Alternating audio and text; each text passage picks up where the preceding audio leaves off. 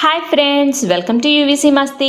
మన తెలుగు చిత్ర పరిశ్రమ కమెడియన్స్ కు పెట్టింది పేరు. ఎంతో మంది హాస్య నటులు రకరకాల పాత్రల ద్వారా మనల్ని నవ్విస్తూ ఉంటారు. కానీ ఇప్పుడు చెప్పుకోబోయే కమెడియన్ మాత్రం నవ్వు తెప్పించే తన లుక్స్ అండ్ మేనరిజం తో ఒకప్పుడు ఎంతగానో ఆకట్టుకున్నారు. ఆయనే జుట్టు నరసింహంగా తెలుగు వాళ్లకు సుపరిచితమైన ఓమకుచి నరసింహన్. ఈయన తెలుగులో నటించింది తక్కువ సినిమాలే అయినా తన బక్కపల్చడి శరీరంతో జుట్టుతో కూడా మనల్ని కడుపుబ్బా నవ్వించారంటే ఆశ్చర్యం కలుగక మానదు. ఈ రోజు ఈ వీడియోలో జుట్టు నరసింహం గారి గురించి, తమిళులు ఈయన్ని ఓమకుచి నరసింహం అని ఎందుకు పిలుస్తారు, సినీ రంగంలో నరసింహం గారిని ప్రోత్సహించింది ఎవరు, చివరకు ఆయన ఎలా చనిపోయారు అనేది చెప్పుకుందాం. స్కిప్ చేయకుండా వీడియో చివరి వరకు చూడండి. ఫ్రెండ్స్, జుట్టు నరసింహం గారు మన తెలుగువారు కాదు. ఈయన 1931లో తమిళనాడులోని కరూర్ జిల్లా కట్టలే గ్రామంలో జన్మించారు. తన 13వ ఏట బాలనటుడిగా 1949లో వచ్చిన అవ్వయార్ అనే తమిళ సినిమాలో మొదటిసారిగా నటించారు.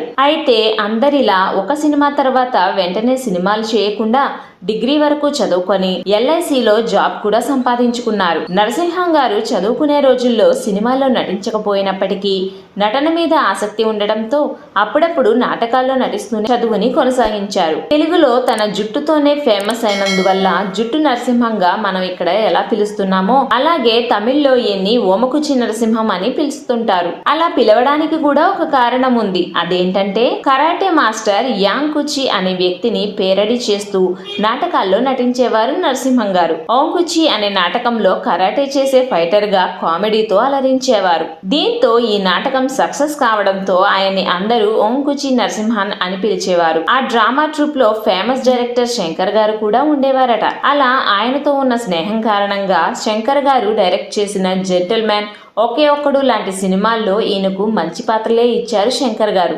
ఎల్ఐసిలో జాబ్ చేసుకునే సమయంలోనే సరస్వతి అనే అమ్మాయితో పెళ్లి కూడా జరిగింది ఈయనకు. ఆ తర్వాత కొంతకాలానికి, అంటే దాదాపు 30 ఏళ్ల విరామం తర్వాత నటుడు సరళ్ రాజన్ సహకారంతో 1981లో మిడుం కోకిల అనే సినిమా ద్వారా మళ్లీ సినిమాలలో నటించారు నరసింహం గారు. సినిమాల్లోకి వచ్చాక ఎల్ఐసిలో ఉద్యోగం మానేశారు. అయినప్పటికీ పార్ట్ టైం గా పాలసీలు చేయిస్తూ ఉండేవారట ఆయన. మిడుం కోకిల సినిమా తర్వాత ఆయనకు కమెడియన్ గా మంచి గుర్తింపు వచ్చింది. తమిళ్లో వివేక్, వడివేలు, సెందిల్ వంటి హాస్య నటులతో కలిసి చాలా సినిమాల్లో నటించారు. తమిళ్ యాక్టర్ అండ్ డైరెక్టర్ విసు గారు నరసింహం గారిని తన సినిమాల్లో ఖచ్చితంగా పెట్టుకునేవారు. అంతేకాదు, విసు గారి దర్శకత్వం వహించిన సంసారం అదు మిన్సారం అనే తమిళ సినిమాలో నరసింహం గారి నటన బాగా ఆకట్టుకుంది.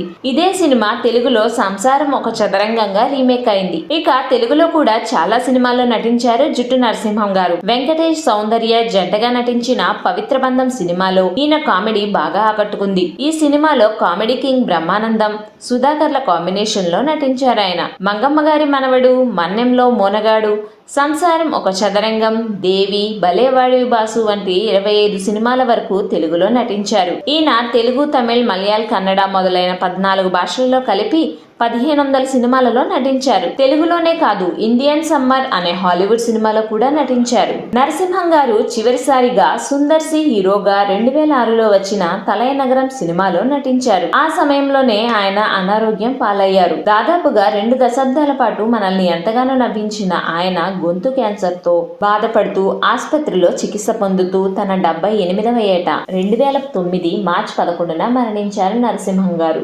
నరసింహం గారికి 2 కూతుళ్లు విజయలక్ష్మి, నిర్మలతో పాటు ఒక కొడుకు కామేశ్వరన్ ఉన్నారు. ఫ్యాన్ గాలికే ఎగిరిపోయేలా ఉండే నరసింహం గారు జీవితంలో మాత్రం చాలా క్రమశిక్షణతో మెలిగారనే చెప్పాలి. సినిమాల్లో నటించే అవకాశం ఉన్నప్పటికీ చదువు పూర్తయ్యాకే సినిమాల్లోకి వెళ్లారు.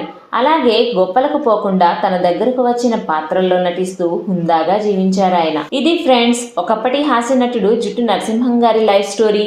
ఈ వీడియో నచ్చినట్లయితే లైక్ చేసి మా ఛానల్ని సబ్స్క్రైబ్ చేయడం మర్చిపోకండి ఫ్రెండ్స్. చేశారా? Thank you friends. జుట్టు నరసింహం గారు నటించిన సినిమాల్లో మీకు బాగా నచ్చిన సినిమా ఏదో కామెంట్ సెక్షన్లో మాకు తెలియజేయండి. అలాగే ఈ వీడియో మీద మీ అభిప్రాయాన్ని కూడా కామెంట్స్లో తెలియజేయండి.